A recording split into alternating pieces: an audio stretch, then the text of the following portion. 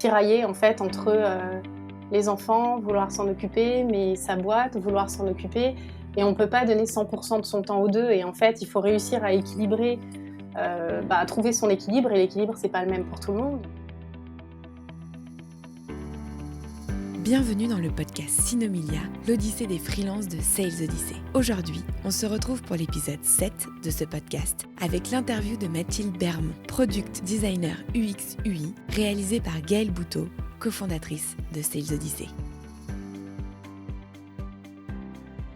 Bonjour Mathilde. Bonjour Gaëlle. Merci beaucoup à toi de participer à cet épisode. Je suis ravie de t'avoir avec nous. On s'est déjà croisés période avant Covid, justement, quand tout allait bien, on va dire ça comme ça. Et donc, merci à toi de participer parce que je suis sûre que tu as plein de trucs et astuces, d'expériences à faire partager. Donc, je te remercie. De rien, c'est avec plaisir. Super. Première chose, est-ce que tu peux te présenter? Qui est Mathilde Bermond? Ok. Je suis designer UX UI. Je suis installée à côté de Nantes et à la base, je suis de Strasbourg. C'est important, ça c'est important pour moi. Même si je ne suis pas strasbourgeoise, mais j'y suis restée 15 ans, donc forcément ça a un gros impact sur mon ressenti avec cette ville. C'est ma ville préférée. D'accord. Et donc, mon métier consiste à concevoir des expériences pour les clients de mes clients. Alors, des expériences, c'est un peu large, mais en tout cas, on va dire à améliorer, faciliter le quotidien des personnes. Alors, soit sur des outils numériques, donc ça peut être utiliser une plateforme, par exemple des impôts, optimiser la D'accord. plateforme des impôts pour que déclarer ses impôts en ligne se passe bien. Alors c'est pas moi qui ai fait le site des impôts, mais en tout cas ça va être ce genre de choses. Donc là on va parler plutôt d'un service tangible, et après ça peut être des services où il n'y a pas d'outils directement palpables ou utilisables via un téléphone ou un ordinateur. Ça peut être améliorer des expériences, par exemple dans une salle d'attente, dans un parc d'attractions. Enfin voilà, c'est de manière assez large.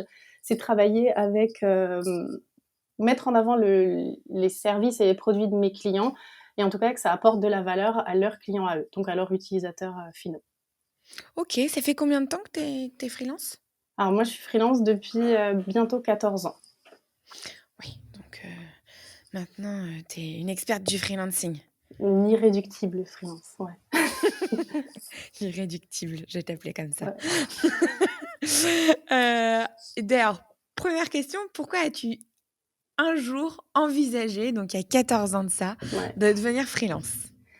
Alors, c'est peut-être pas une raison vendeuse comme ça pour les autres personnes qui vont avoir peut-être l'envie de franchir le pas, mais on peut dire que c'est plutôt pour un problème de respect de l'autorité ou de hiérarchie. J'ai travaillé dans une belle agence web quand j'étais sur Strasbourg, donc c'était en stage, et j'avais un patron qui était particulièrement désagréable, sexiste au possible, Tout ce qu'on vulgaire, adore. enfin tout ce qu'on aime, vraiment tout ce Mmh. qu'on aime. Et je me suis dit: «Je crois que ça va pas être possible». Cette expérience de stage m'a montré qu'en gros mon travail était bien, j'avais des bons retours des clients de l'agence. Les collègues avec qui je travaillais me faisaient aussi des bons retours, donc je me suis dit: «OK, vu que visiblement mon travail, il marche bien, je vais me débrouiller», et puis je suis partie sans attendre la fin du stage. J'ai claqué la porte et je suis partie. OK.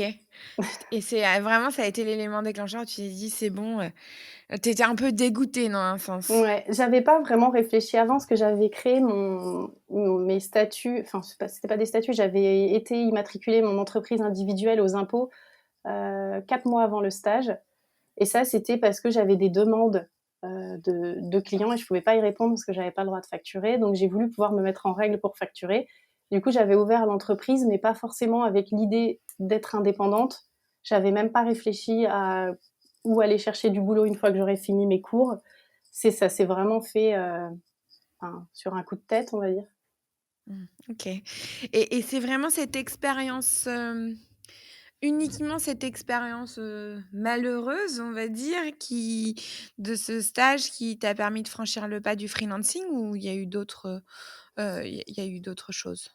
Alors ça, c'était un déclencheur, on va dire et ap ou alors c'était peut-être le deuxième. Je sais plus trop dans l'ordre, mais en tout cas, ce qui m'a poussée un peu à aller plus vite, c'est, mon con en fait, j'avais réussi à décrocher un contrat pro et c'était à peu près l'année où ça venait d'être mis en place. Avant, c'était compliqué, on n'était pas payés, en fait, c'était des stages, c'était 360 € par mois, fallait bosser beaucoup.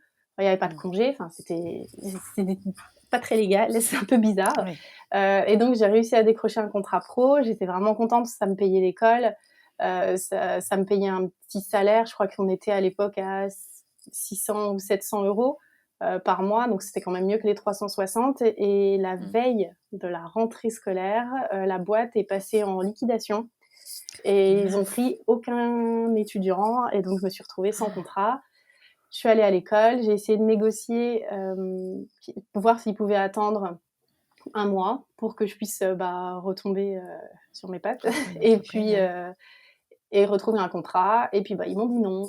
Donc finalement, j'ai cette espèce de stage-là, finalement, que j'ai trouvé qui était pas forcément légal non plus parce que j'avais pas plus d'école, donc plus de contrat de stage.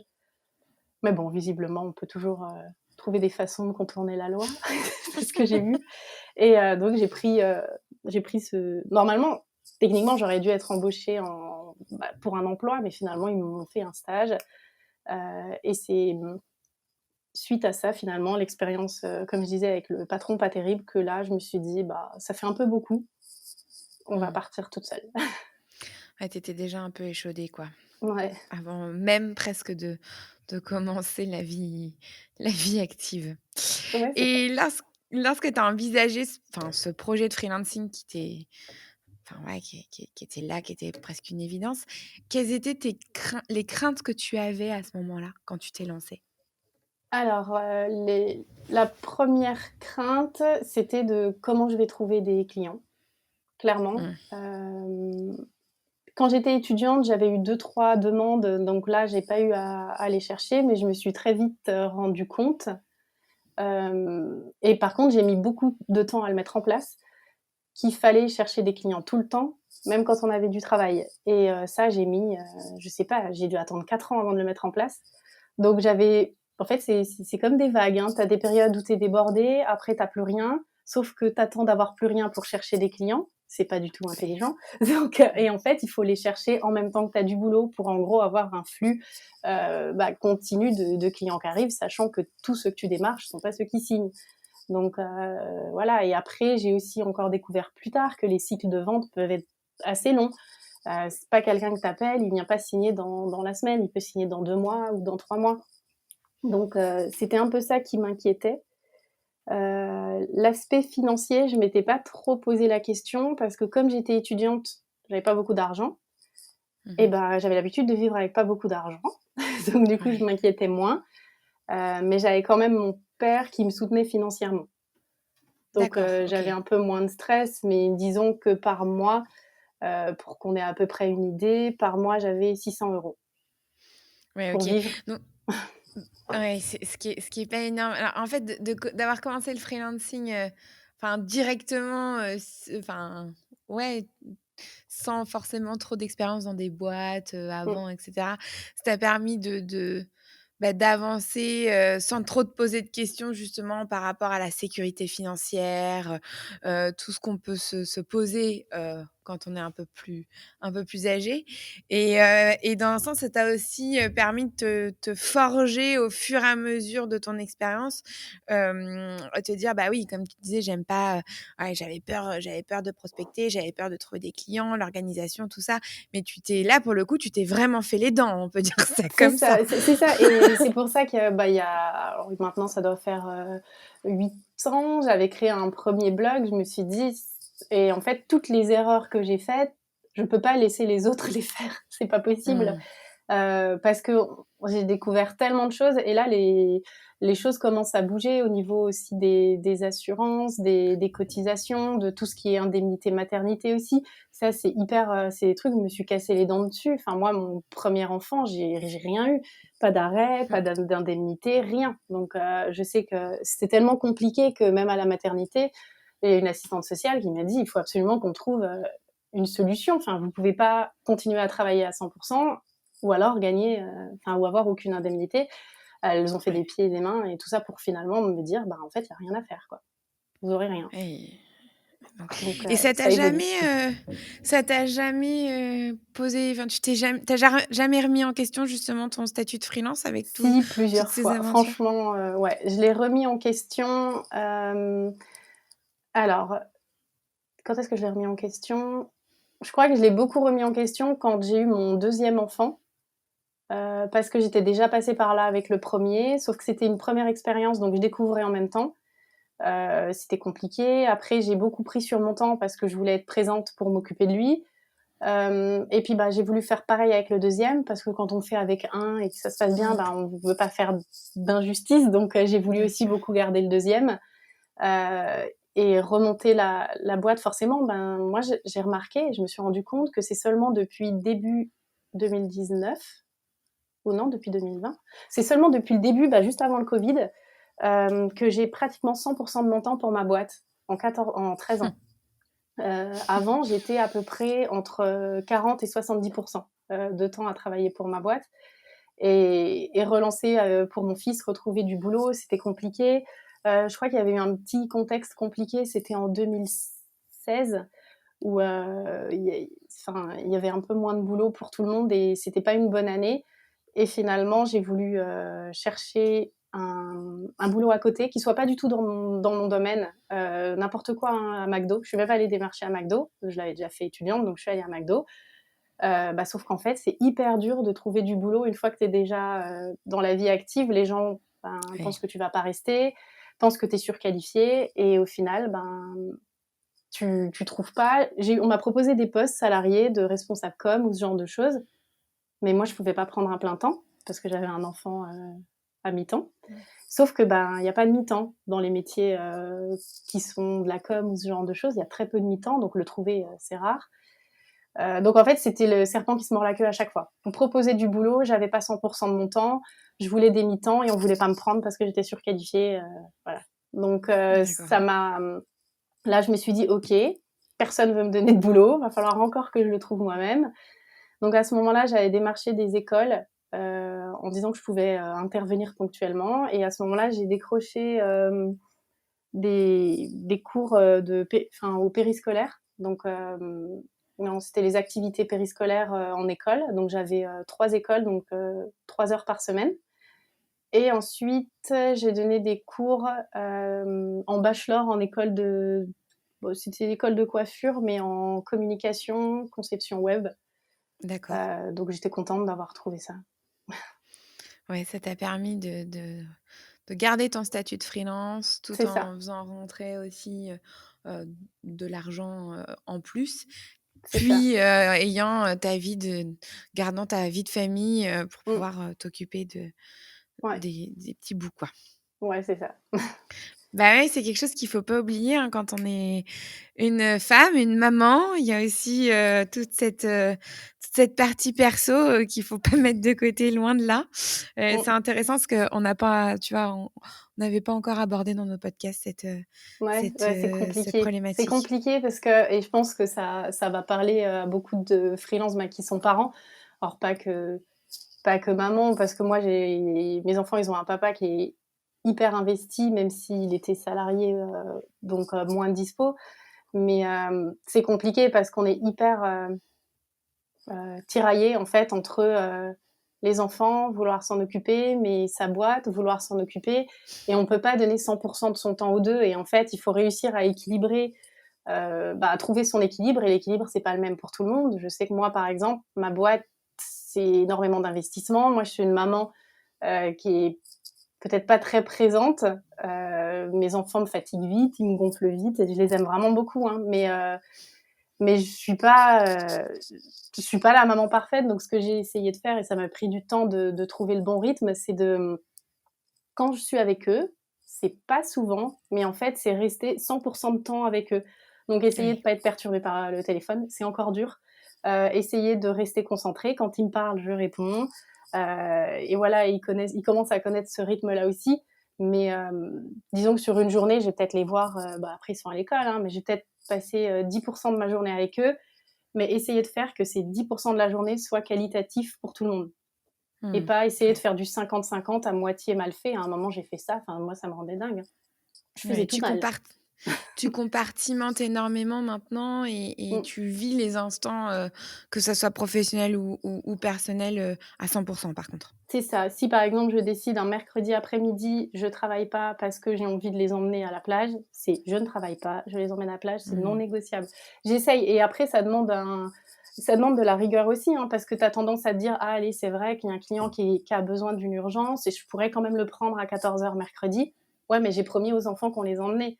Donc tu vois, il faut te dire: «Non». Et c'est marrant parce que quand tu es free, tu as l'impression que ton emploi du temps est beaucoup plus flexible que quelqu'un, qui est en rendez-vous et qui dirait: «Non, je suis en rendez-vous, je suis pas là». Tu vois? C'est beaucoup plus Oui. facile de le maintenir, alors quand tu es indep, de dire on a toujours tendance à penser que ton emploi du temps, en fait, il est assez flexible, assez aléatoire et moi, je me force à dire: «Non, si j'ai dit vendredi, je bosse pas, c'est vendredi, je ne bosse pas».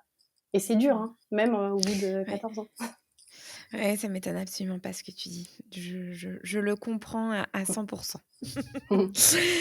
Hem, Aujourd'hui, qui sont donc justement tes clients, qui peuvent, t'appeler, des choses comme ça quand tu es avec tes enfants? Qui sont-ils et surtout quels problèmes tu résous pour eux? Alors alors il y a vraiment, différentes typologies de clients. Ça va être des PME, des TPE, des ETI, même des plus grosses, structures. Dans tous les cas, ça va être, les aider à mieux mettre en avant leur offre ou à concevoir des offres qui sont plus en adéquation avec des attentes, terrain, enfin des attentes réelles de gens. Ouais, Hem, li et qu'est-ce que je résous pour eux? Donc ça oui, ça va être mettre en avant leurs problématiques, mettre en avant leurs services, les aider à concevoir des services, qu'on a envie d'utiliser, des services qui sont marquants, heu, qu'on ait envie de privilégier leur service plutôt que celui de quelqu'un d'autre, leurs produits. Enfin, ça va être vraiment ça. Après, ça peut être comme de moins en moins les indépendants parce que, mon travail est de plus en plus il y a un travail qui est, de plus en plus important en termes de recherche et en termes d'accompagnement, donc ça a un coût.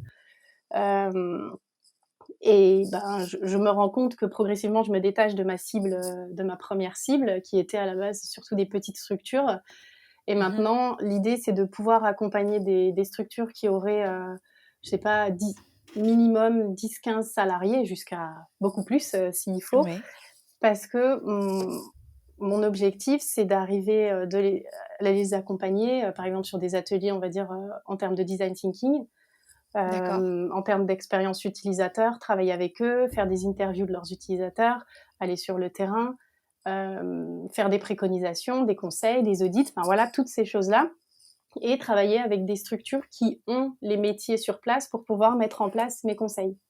Donc qui vont avoir, un designer, donc d'interface, qui vont peut-être avoir, des développeurs sur place.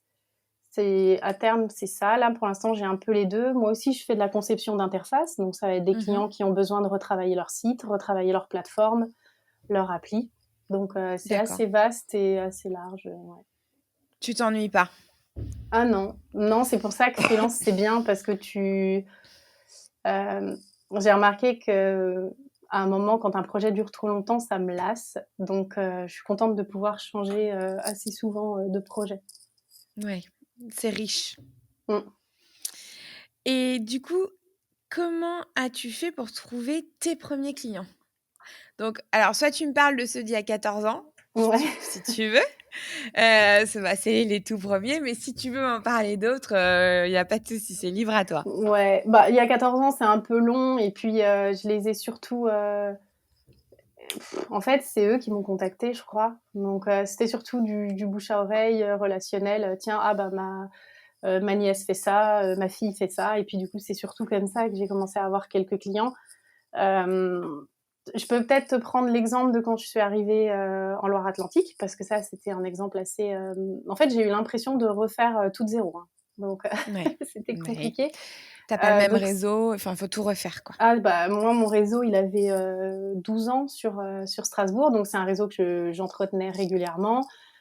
J'avais à peu près 1 à 3 sorties par semaine le soir en after work, donc c'était énorme, mais ça marchait très bien. Donc ça, c'était chouette et arrivée sur Nantes, ce que j'ai fait, c'est rejoindre très rapidement un réseau. En fait, je suis arrivée, début juillet, fin juillet, j'étais déjà à un événement. Donc en plus, je suis arrivée en été, donc pas pratique pour les réunions, d'after work, mais bon.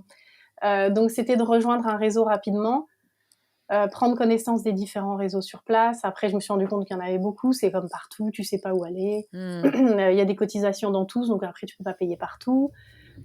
Tu sais pas forcément quel est le retour sur investissement de chacun, donc ça c'est aussi compliqué de trouver le bon réseau, ce qui fait qu'actuellement je ne suis plus dans aucun.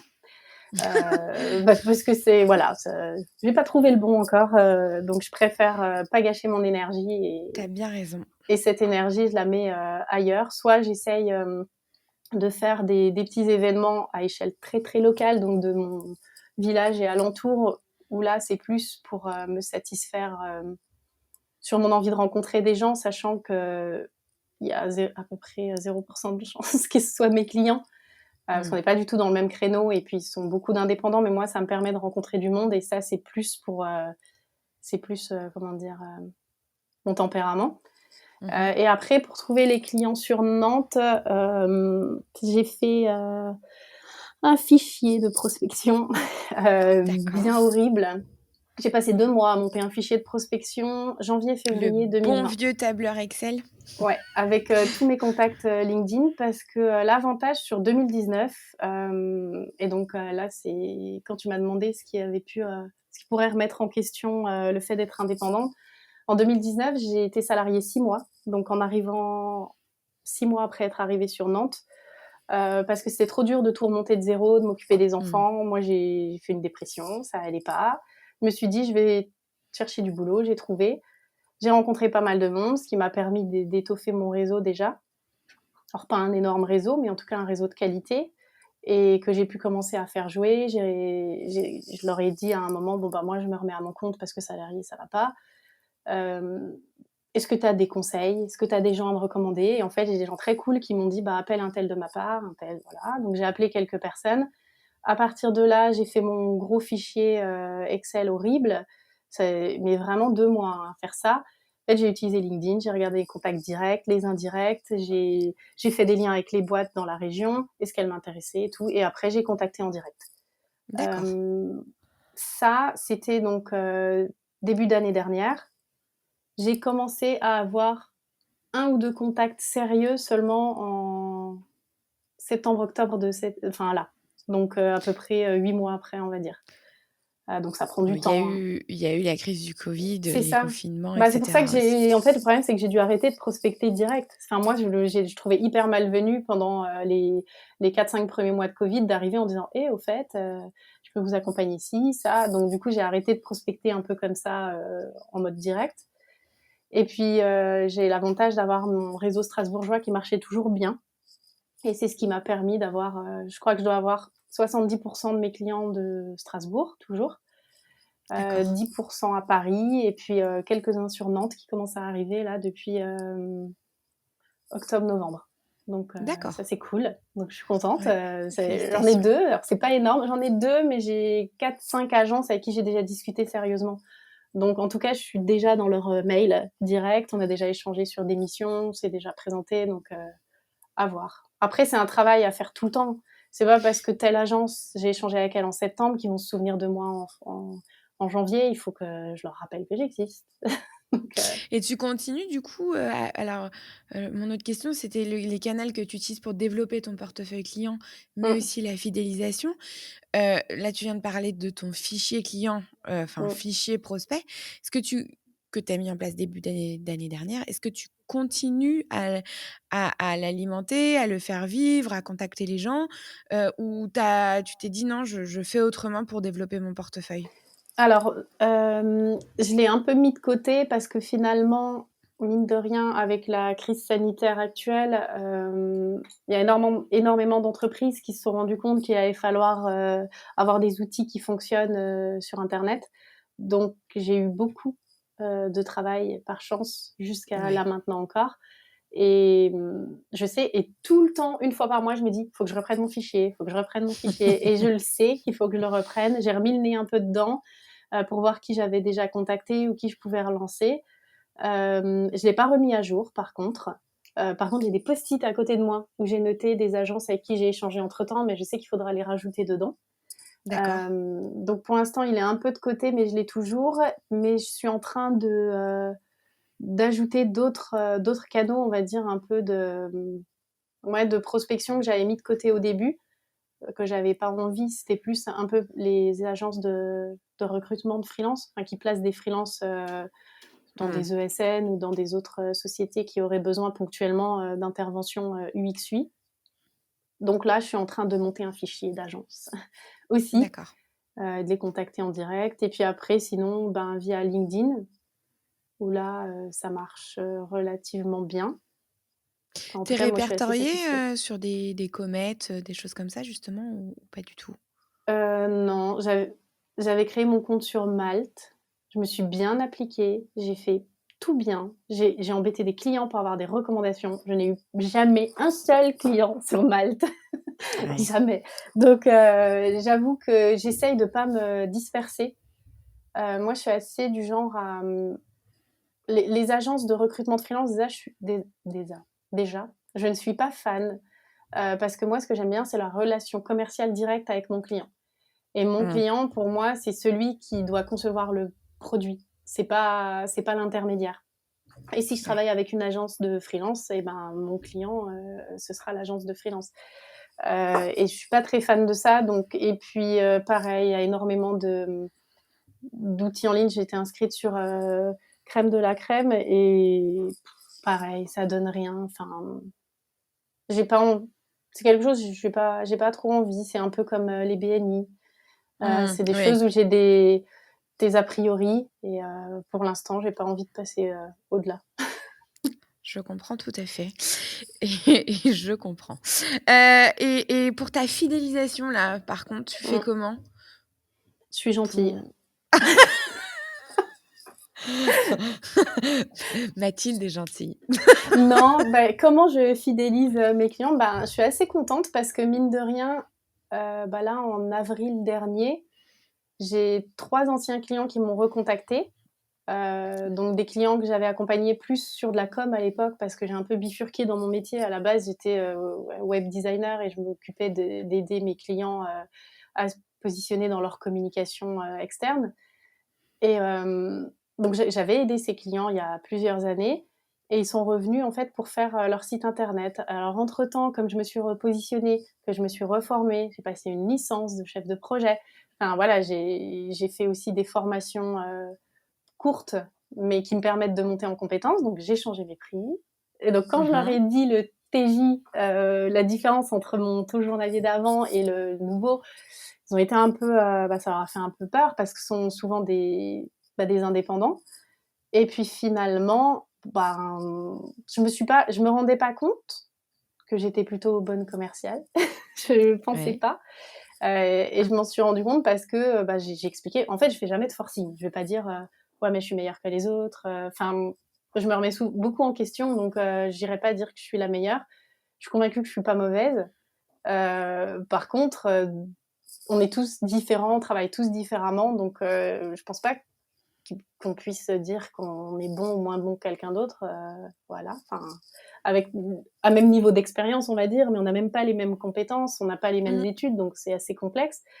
Euh, mais finalement, ils m'ont rappelé 2 jours après en disant bon, j'ai réfléchi, c'est vrai que financièrement, ça va être un peu compliqué, mais j'ai toujours été content de ton travail, donc aucun intérêt de changer. Ouais, voilà, ils étaient rassurés, tu Mm.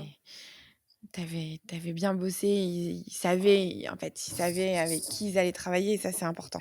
C'est ça, c'est souvent les retours que j'ai et sont ceux sur lesquels moi je m'attarde pas trop parce que je fais pas trop attention.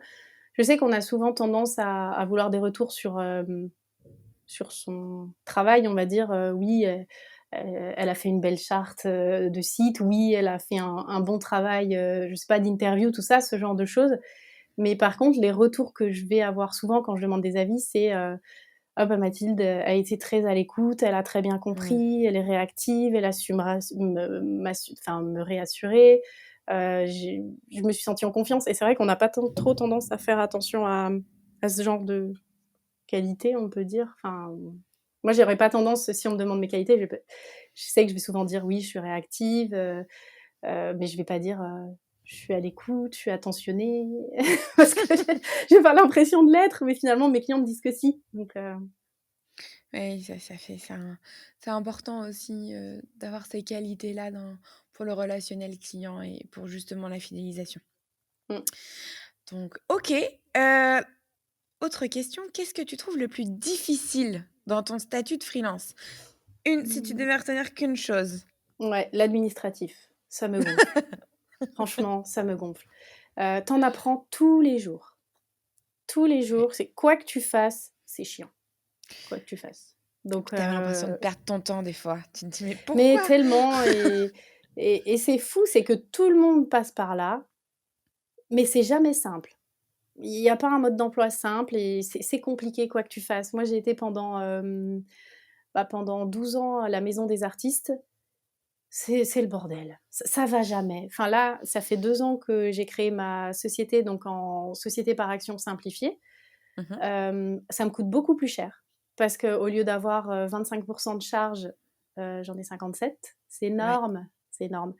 Hem, mais mine de rien, il y a plus de paperasse, mais c'est beaucoup plus simple, j'ai l'impression, parce que, il y a pas 1000 façons de faire, alors que les artistes auteurs, c'est compliqué. Il y a du bon, c'est très bien, mais c'est très bien quand ça marche et moi, à un moment, ça marchait plus jamais, ça n'allait pas. Il y avait beaucoup de choses qui étaient exclues. Tu pouvais vendre la création, mais tu pouvais pas vendre l'exécution. C'était très compliqué. Du coup, mes clients, je disais: «Bah, carte de visite, je peux pas vous les facturer, il faut les imprimer vous-même ou alors il faut changer toutes les factures et tricher un peu sur les factures». Enfin bon, moi, ça me fatiguait. Tu es très mal couvert. C'est pas pour rien que tu as peu de charges. C'est parce que tu Mmh. es très mal couvert. Tes indemnités journalières sont très basses. Pour mon deuxième enfant, par exemple, cette fois, j'ai rempli tous les trimestres, donc j'ai pu avoir des indemnités journalières. C'est basé sur tes revenus N- alors je sais pas si ça a changé parce que là, c'était il y a 5 ans, mais c'est basé sur tes revenus N- ou N-2, avec un barème maximum de 1,5 fois du SMIC, je sais pas quoi. Ce qui fait qu'en gros, moi, mes revenus de l'année précédente, j'étais presque à 2 500 € par mois, ce qui était top, c'était une de mes meilleures années, j'étais hyper contente. J'ai eu 800 € d'indemnité, Ouais, d'accord. maternité. Enfin, bah, il y a quand même un gros manque à gagner, quoi. C'est Enfin, ridicule, donc c'est c'est ridicule. ça qui est problématique. Tu es mal couvert, il te faut des complémentaires et mine de rien, moi, avec, toutes les complémentaires et toutes les assurances qu'il me fallait, j'étais à 44 de charge Ah oui, quand même. réellement à la fin de l'année quand on calculait ben, ma déclaration. Donc là, je me suis dit: «Bah oui, mon salaire me coûte», je vais même pas te le cacher, comme ça vous le saurez tous. Dans mes objectifs, mmh, quand j'ai quitté, les 6 mois de salariat, j'ai eu la chance de débloquer du chômage. C'est la première fois de ma vie, donc j'ai débloqué 1 an, Mmh mh. de chômage, ce qui m'a permis de remonter, de 0 la boîte ici à Nantes, de me repositionner, de tout refaire correctement, sachant qu'au-dessus d'un certain salaire, en fait, on a 57 de son brut. Donc en fait, j'avais 1 600 € par mois, donc pour moi, c'était top, hein, mais bon, je passais d'un salaire de 2 400 à 1 600. Mmh. Mais bon, quand tu es indep, tu as toujours l'habitude que ça fluctue, enfin, c'est toujours un peu bordélique, c'est très dur de planifier, en fait, j'ai l'impression. Mmh. Et donc mon objectif, c'était de pouvoir, moi, me payer un salaire via ma boîte à septembre 2020. D'accord. Donc puisque j'avais plus de chômage à août 2020. Donc c'était de me payer mon premier salaire et mon premier salaire, je l'ai mis à 1 000 € net. Donc il D'accord. est pas, foufou, hein. J'ai aussi voulu prendre une alternante, donc mon deuxième objectif, c'était de pouvoir payer le salaire de mon alternante que je paye plus cher que moi. Alors elle a pas un salaire de dingue non plus, hein, mais pour l'instant, elle a encore, après dans 2 mois, elle aura 27 ans, donc là, elle sera beaucoup plus élevée que moi, mais pour l'instant, je la paye genre dans les 1 050, donc elle touche déjà plus que moi. Hem, mais c'est compliqué, enfin de gérer, tout cet aspect, financier, tu vois? Je sais plus pourquoi je te parlais de mon salaire, en fait. Si, c'est parce que justement on est parti sur l'administratif, mais c'est intéressant, que tu de je te remercie d'ailleurs de vraiment montrer, le panel effectivement de toutes les choses qu'il peut y avoir à gérer et de tous les à côté auxquels on pense pas forcément. Mmh. Mais bon, ça fait 14 ans que tu fais ça, donc ça t'a pas dégoûté? Non, non, finalement, les 6 mois salariés, j'ai bien aimé parce que ça m'a énormément reposée, sur ce côté administratif, sur le côté de chercher des clients et sur le fait d'avoir l'argent qui tombe à la fin du mois. Moi, je travaille beaucoup ou je travaille vite, je sais pas. Du coup, j'avais l'impression que j'ai quand même fait tourner ma boîte pendant les 6 mois de salariat. D'ailleurs, j'ai quand même bien rentré suffisamment d'argent cette année. On n'aurait pas dit que j'avais fait 6 mois salariés, pendant cette Mmh. année-là. Ce qui fait que, par exemple, à la pause de midi, ben, je bossais ou le soir, je bossais encore, et j'étais pas KO. Parce que c'était hyper reposant, tu vois, de pas devoir se dire: «Mais si j'ai pas de clients après? Et Tu comment je pas fais si toute l'argent cette, tombe pas?» Tu vois? tu pas toute cette charge mentale, C'est qui peut ça, être assez forte quand tu es en dep, c'est ça. où Mais il faut que tu aies plusieurs cerveaux tout le temps. c'est ça. Mais comme j'aime bien souffrir, j'ai préféré retourner freelance. Ouais, tu bien raison. Et du coup, s'il y avait juste un truc aussi que tu aurais aimé savoir avant de te lancer, excuse-moi, ça serait lequel? Ben, que c'est ça. Vraiment, c'est le côté administratif et ça va être, on va dire, j'ai envie de dire, le côté, couverture sociale ou ce genre de choses. Il y a beaucoup d'indépendants, qui sont contents parce qu'il y a très peu de charges. Mais moi, j'ai juste envie de dire que s'il y a très peu de charges, c'est parce qu'on est très mal couvert et que tant qu'on n'a rien, tout va bien. Mais le jour où tu as quelque chose et si tu es Mmh. pas couvert, bah, en fait, tu es dans la merde. Et je me suis pas trop posé cette question jusqu'à ce que j'ai mon premier enfant, que je me rende compte que j'avais aucune indemnité, que je pouvais pas me permettre d'être malade, que si jamais lui était malade et que je devais rester, à côté de lui et ben, en fait, j'avais pas d'argent qui tombait. C'est plus, on va dire, ouais, cette angoisse de me dire, «Comment je fais si, par pas de chance, j'ai un enfant qui se retrouve hospitalisé 6 mois? Qu'est-ce que je fais?» Ben, du coup, Mmh. je peux plus travailler. J'ai pas d'indemnité, j'ai rien. Donc là, je sais que moi, je me paye une assurance privée, pour me garantir que si, je peux pas travailler ou s'il y a quoi que ce soit et ben, j'ai quand même un minimum qui rentre, pour être un peu plus sereine, quoi. Mais je le paye, ça a un coût. Avec le statut de SAS maintenant, tu as plus cette, problématique, si?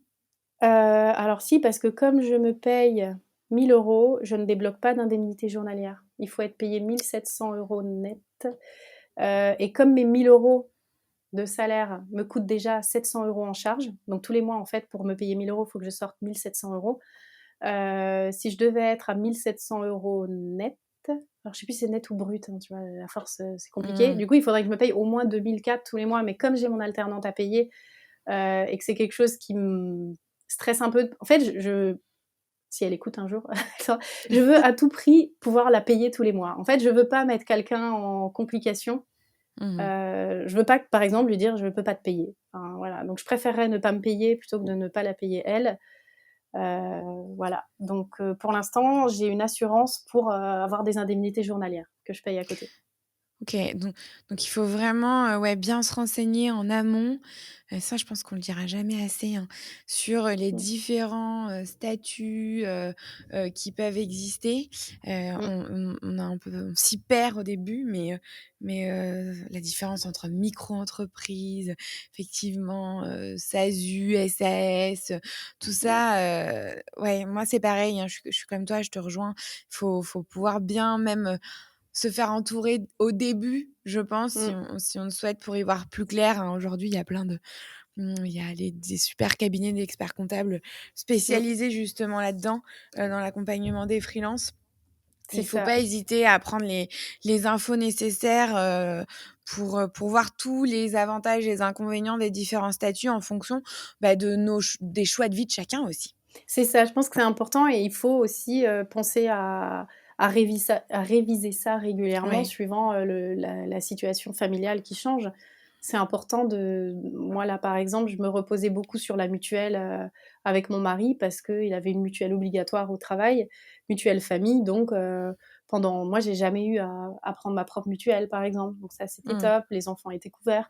Là, maintenant, c'est plus compliqué, on est en maintien de droit, donc finalement, il va peut-être falloir que moi, je prenne une mutuelle. Pour tout le monde, ça va être l'inverse maintenant. C'est moi qui vais devoir prendre une mutuelle entreprise pour ma famille. Donc il y a plein de choses qui changent, ça évolue. Il faut ouais, malheureusement, je pense qu'il faut s'intéresser à ça, bien que ça ne soit pas intéressant. On est Ouais. obligé parce que moi j'en ai fait des bêtises. Hein. Par exemple, je sais que si tu n'étais pas adhérent à un organisme de gestion, tu avais une majoration sur ta déclaration d'impôt, sur ton bénéfice non commercial. Et ça, ben, pendant 5 ans, on me l'a jamais dit. Du coup, j'ai payé une majoration. Tu Elle l'as va être su, enlevée maintenant, cette majoration, j'ai vu. et ça, Euh, tu prenais, bah, OK, tu faisais l'erreur, mais tu le savais.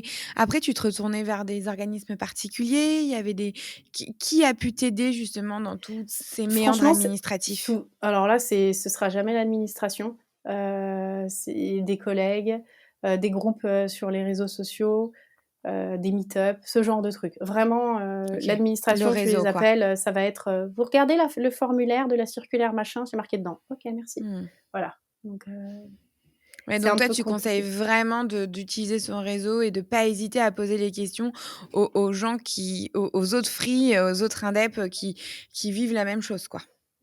Bah, moi, je pense qu'il faut s'entraider, ouais, que c'est pas très cool de dire, «Ah bah, tu trouveras sur internet» ou parce que, bah, il y a tout et puis c'est compliqué et si quelqu'un est déjà passé par là, autant, qu'il puisse, partager son expérience. Moi, je sais que j'avais eu, par exemple, l'expérience de l'impayé, je pense qu'il est assez commun, à Mmh. tous les freelances. Mmh. Bah, moi, j'ai récupéré un gros impayé en passant par le tribunal, en faisant toutes les démarches avec un huissier et compagnie. Et je sais que j'ai déjà partagé, l'expérience à plein de collègues. J'ai une boîte de recouvrement avec qui je travaille, qui peut, faire des recouvrements, par exemple, pour 100-200 €, des petits. Moi, je pars du principe qu'il y a pas de cadeau, hein. Enfin, Mmh. j'ai été récupérer 100 € chez quelqu'un, hein, parce qu'il voulait pas me les donner. Ça m'a coûté 50 de forfait à payer à la boîte de recouvrement. J'ai récupéré que 50 € du coup, mais il était hors de question que je fasse cadeau de 100 € au client qui voulait Mmh. pas me payer. Enfin, je pense qu'il faut aussi être assez, rigoureux. Là, c'est pareil, j'ai eu un petit désaccord avec un client, heu, bah, qui était pas d'accord, sur la facturation. Je lui ai dit: «Écoute, en termes de boulot, sur mon boulot, je peux être flexible, je peux être gentille, je peux bosser un peu plus si j'ai envie, si ça me fait plaisir, si le projet me plaît, je compte pas vraiment mes heures». Je lui fais: «Mais par contre, quand j'estime qu'une facture est due, là, je suis, la chef d'entreprise et la chef d'entreprise, elle discute pas sur la facture, quoi. Faut la Bien payer». sûr. Et ça, il faut être un peu bipolaire. Donc on est un peu obligé d'être sur les 2 créneaux, quoi. Oui, le boulot, ça peut être très cool, ça peut être bien, on est gentil, mais par contre, quand il faut passer à la facturation, faut pas avoir d'état d'âme, faut pas avoir pitié. Quand on paye pas, il faut relancer, il faut pas hésiter à faire un recommandé, il faut appeler. Moi, je prends mon téléphone, hein. Enfin, Mmh. je sais qu'il y en a beaucoup qui aiment pas, hem, mais je prends le téléphone et puis même s'il me répond pas, bah, je prends le téléphone de mon mari et j'appelle avec un autre numéro. Je m'en fous, je veux me récupérer mon argent.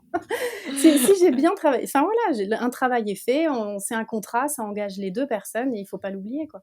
Bien sûr. Non, tu as tout à fait Mmh. raison.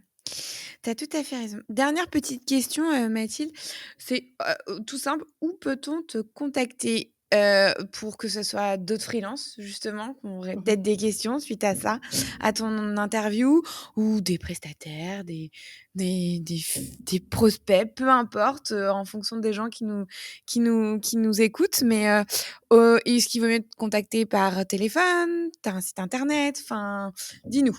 Ouais, alors, bah, oui, bah, sur LinkedIn, j'ai envie de dire, Ouais. parce que là, je sais que j'aime bien échanger, je discute avec pas mal de monde, donc tu auras sûrement, mis mon nom Oui. dans le titre du podcast, donc voilà, ils trouveront, c'est mon nom enfin mon prénom et mon nom, c'est pas compliqué. Sur le site, alors le site, je suis en train de le retravailler parce que pour l'instant, j'avais 2 sites. Un site qui s'appelle, thecherrylab.fr et un site qui s'appelle cherryfizz.fr. Cherryfizz, c'est le nom de ma boîte depuis 14 ans. D'accord. Et comme quand je suis arrivée sur Nantes, j'ai un peu voulu laisser de côté la com et le web design au profit de l'UX, j'ai fait 2 sites et finalement maintenant je suis en train de bosser pour tous les remettre ensemble. Donc garder OK. Cherryfizz. Même si mon site qui parle vraiment du UX, c'est Cherrylab, mais voilà, c'est pour ça que je dis LinkedIn, au moins c'est bien, on peut échanger, c'est mieux. Hem Ça, oui et puis, je mets en place aussi, pour n'importe qui aurait envie de discuter un peu d'un diagnostic sur son serv ouais, sur ses services ou ses produits, son site, son app, en fait, on peut échanger, pendant, genre 45 minutes un peu sur des conseils, des choses comme ça et là, il suffit de m'écrire sur LinkedIn et puis, on peut caler un petit rendez-vous et ça, c'est pas payant. Ça roule, c'est Voilà. noté. Voilà. Bah, écoute, merci beaucoup Mathilde pour cet échange. C'était très enrichissant. On a abordé Merci. des sujets, divers et variés, mais voilà, qui vont résonner, je pense, pour beaucoup de gens. Donc je te remercie beaucoup Mathilde et bah, je te dis à très bientôt et surtout bonne continuation à toi. Bah, merci à toi Gaëlle, à bientôt. Au revoir. À bientôt.